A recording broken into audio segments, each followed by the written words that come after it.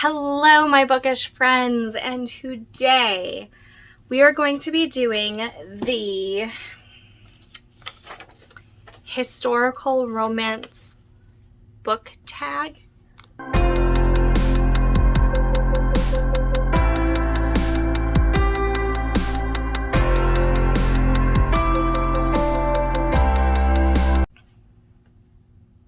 Is that what it's called? The historical romance book tag. I think that's what it's called. So my good friend Dana actually tagged me in this a month ago-ish. And I'm finally getting around to doing it. So I have the questions right here, and we're going to have like a little discussion. I'm super excited about this. I am fairly new to the whole historical romance genre, meaning I only just started reading historical romance back in 2018 was the first one that I ever read, and I fell in love. And actually I have Dana to thank for that, because she had started reading historical romance around the same time, and she said that I would probably really like it. And so we the first one I actually read, me and her buddy read together. She had already, started her historical romance love affair, and this one we buddy read together, and I fell into a historical romance rabbit hole pretty much ever since 2020. I really dove deep down into the historical romance, and it hasn't really stopped, because historical romance has just, it's been a really happy place for me during some really trivial times that 2020 has swung at us. So without further ado, here is my love letter to historical romance. So the first question of this tag is, what was the first historical romance you ever read? And so the first one I ever read was For Love of the Duke by Christy Caldwell. Christy Caldwell is a indie pubbed historical romance author, and this was my first foray into historical romance. And I buddy read this with Dana, and I'm pretty sure, if I remember correctly, I gave it 4 stars. I really enjoyed this. I really like the cover. Like, this cover is just wonderful. This deals with this, oh my gosh, I believe there's like a locket that plays an important part in here. Hold on.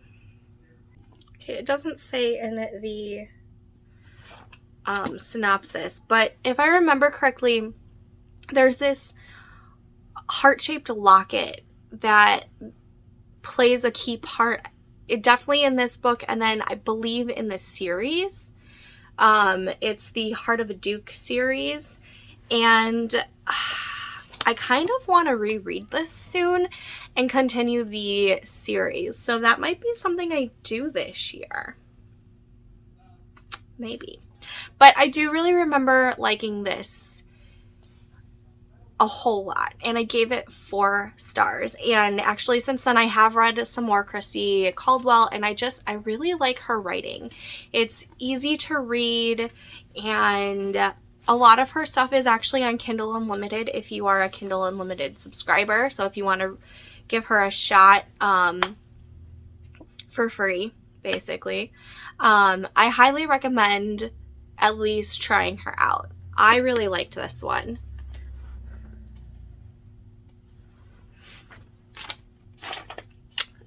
And I'm pretty sure this says Spencer Hill Press, but I thought she was indie pubbed.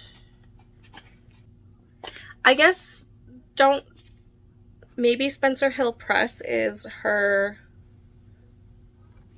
I don't know. I really thought she was independently published. Okay, anyways, question number 2 is, what was the last historical romance you read? So the last historical romance that I read, that I finished, was Thief of Shadows by Elizabeth Hoyt, and I encourage every historical romance reader to read this series. I've only read the first 4 books in the series, but I love it. Elizabeth Hoyt knows how to bring the gothic romance into this, and I really, really enjoy this series so far. This is actually my favorite of the series so far. I don't know how that's going to change when I finish the entire 12-book series, but so far this one is my favorite of the 4 that I've read. So this is the last one that I finished, and then I'm actually in the middle of reading A Rogue to Remember by Emily Sullivan. I'm loving this one. This is a friends to lovers, second chance type of romance, and part of it takes place in Italy, and it's a redhead. I mean, we all know that I love my redhead characters. So, last historical reads.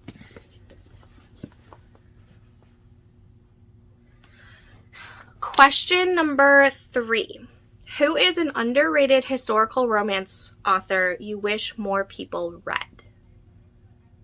Who did I picked out. Now, I don't know if I'm in the minority of this, so I just know that I haven't seen much with this author, and that is Kelly Bowen.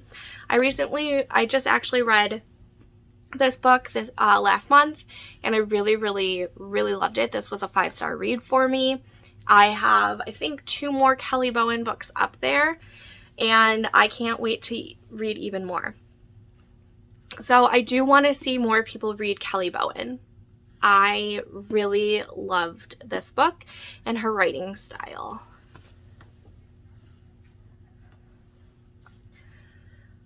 Question number 4. Who is a historical romance author you haven't read yet but need to? I think I picked out Loretta Chase. I've heard so many great things about Lord of Scoundrels. Also, the hero's name in this is Sebastian. I have a fixation with the name Sebastian. It is one of my favorite names of all time, and I actually have an idea of battling out all the Sebastians that I read. But I haven't read Loretta Chase yet. I haven't read this book specifically by her, and I really want to. I'm going to be making this a priority in 2021 to read this book. I don't know what it's about, other than the hero's name is Sebastian, and everyone raves about this book. So, there's that. Question number 5. What historical romance would you recommend to people who are new to the genre? Okay, so this one I actually have a couple. Actually, I have 3 books that I would recommend. If you are like completely new and don't need something that's super steamy, I would recommend The Season by Sarah MacLean. This one is technically a young adult historical romance, and this one, she actually explains a lot of what the words mean while reading it, and it doesn't take away from the reading experience. This one also has somewhat of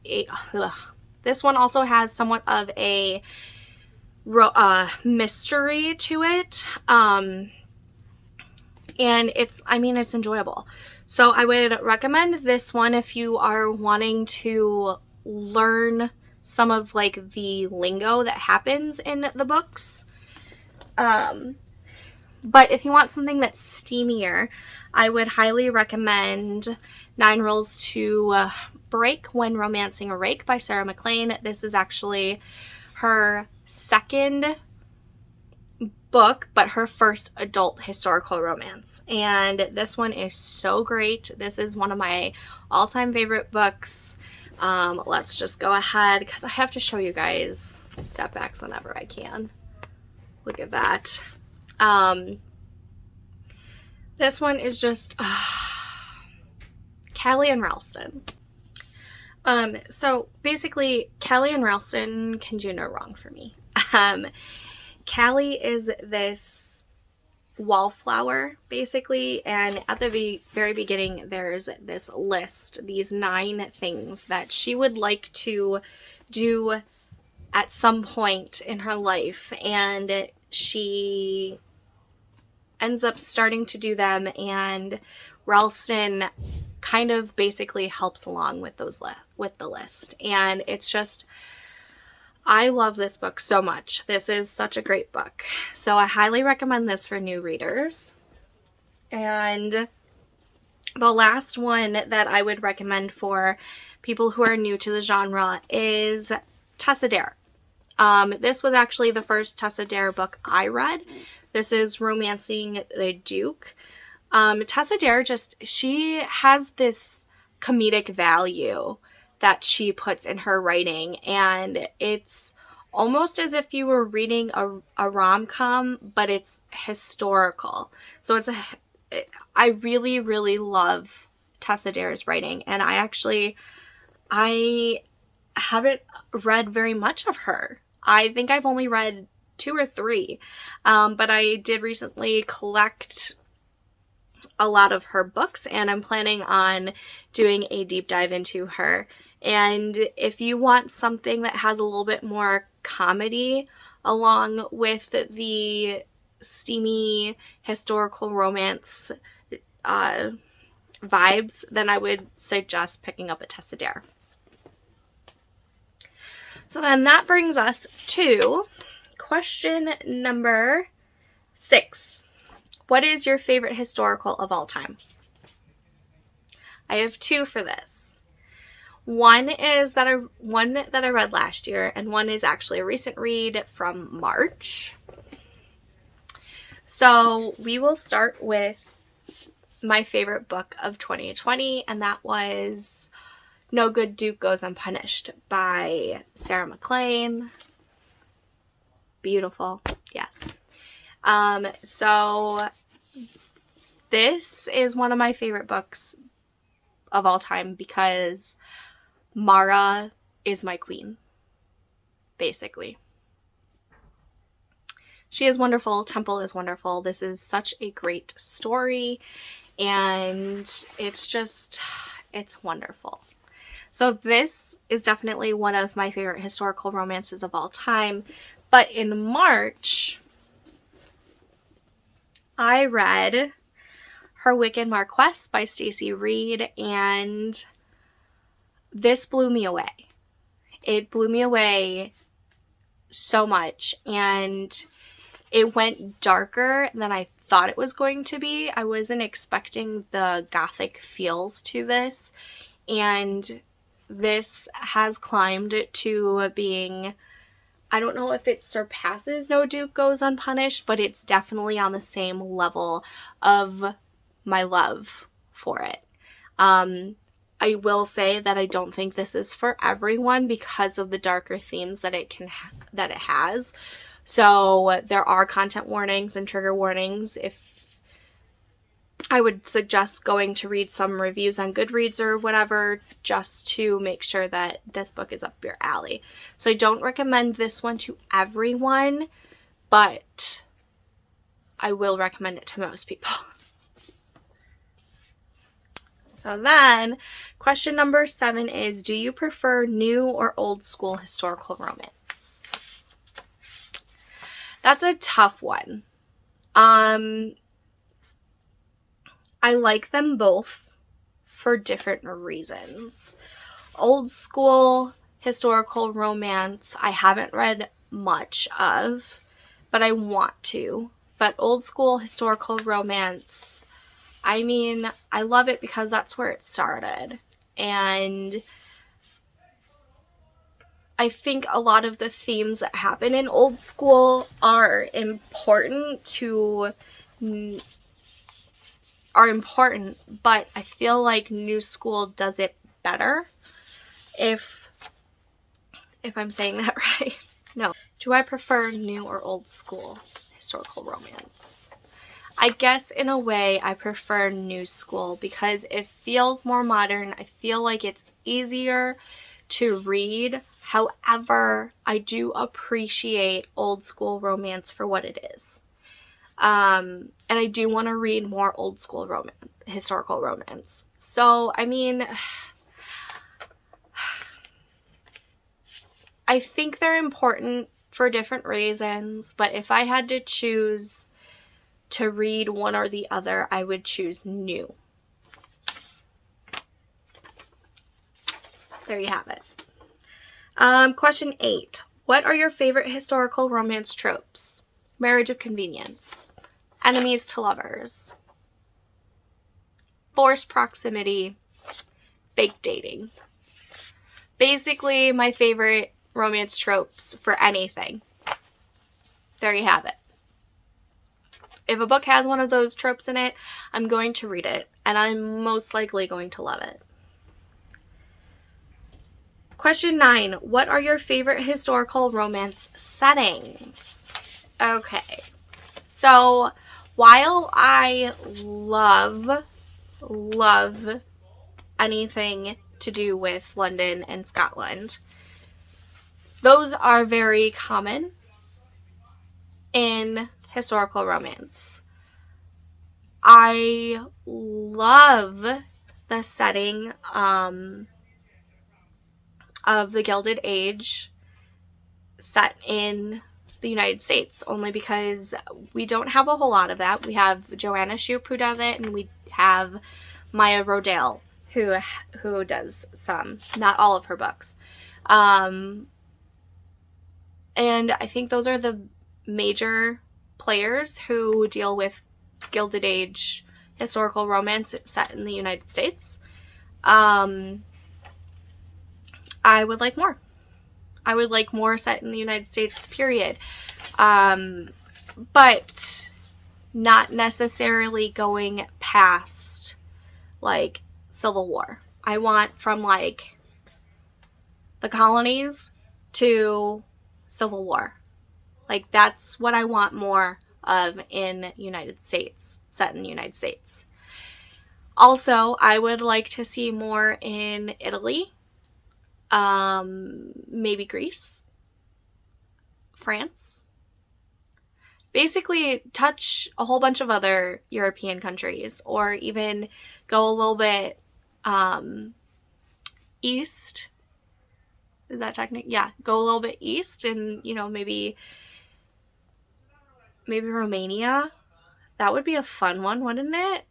That could also deal a little bit more gothic-y because, Transylvania is in Romania. I don't know. I would just I think I want to see a little bit more diversity in the settings itself. Don't get me wrong. I love England and I love Scotland. And honestly, I think we need more Scotland in general because I feel like even that there's not a whole lot of. I don't know. Send me recommendations. Just do it. Okay, question number 10. What is the oldest historical romance you own?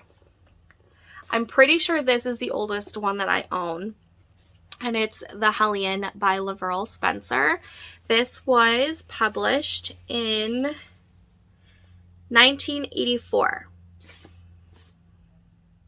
Technically this version was published in 1989, but the copyright is 1984. So I'm still going to consider this my oldest copy. It's from the mid-80s, and it's a really pretty cover. I have no idea what it's about.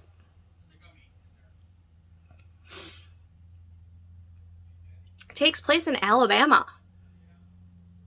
Does it say what year? High school sweethearts, 24 years later. Is this is a historical romance, right?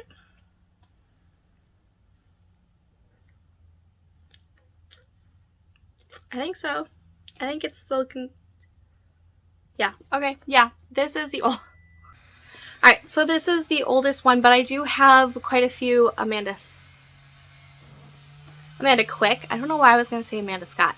I do have a bunch of Amanda Quick, and I do have a bunch of Joanna Lindsay, and there's some older ones like all the way up there, but I'm pretty sure this is the oldest one that I have. Could be wrong. I also have more over there, so I don't know, but I think this is the oldest one. Okay. Question 11. What is your favorite step back that you own? I have two, and honestly, I love them all, but I really love Joanna Lindsay, Prisoner of My Desire. I mean, look at how cool that is. I'm pretty sure it's medieval. And I love the purple dress. Look at the chainmail. Yeah, I really like that one. And I think this might be my like all-time favorite because it has a tub in it. And I love some tub scenes. So, oh, I should say Scandalous Desire by Elizabeth Hoyt. And look at that. That is beautiful. Beautiful. So I think those are my two favorite that I own, but I could also, be wrong because I love them all. Question 12. What historical romance releases are you excited for? Bombshell by Sarah McLean. Who is it? I think that's like my most anticipated one. Yeah. Question 13. What creators do you follow for historical romance recommendations? Obviously Dana, over at Dana Quadrato, and she's also To All the Nerdy Girls over on Instagram. Bookish Kelly on Instagram. Kelly has a whole bunch of great recommendations. Crystal at Crystal's Bookish Life. Yes.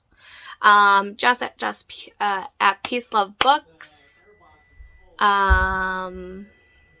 Basically, everyone has already been mentioned that I follow. So if there are others that I don't know of, please recommend everyone to me. But this was a really fun tag. I'm so happy that Dana tagged me in this. It's fun talking about historical romance. It's not the only romance that I read, but it's definitely one of my favorites. I would have to say historical romance and paranormal romance are my favorites. So let's have a discussion down below. If you liked this video, please give it a big thumbs up. It really does help. And if you're not a subscriber and you want to subscribe, I would greatly appreciate and love you forever. But until next time, bye!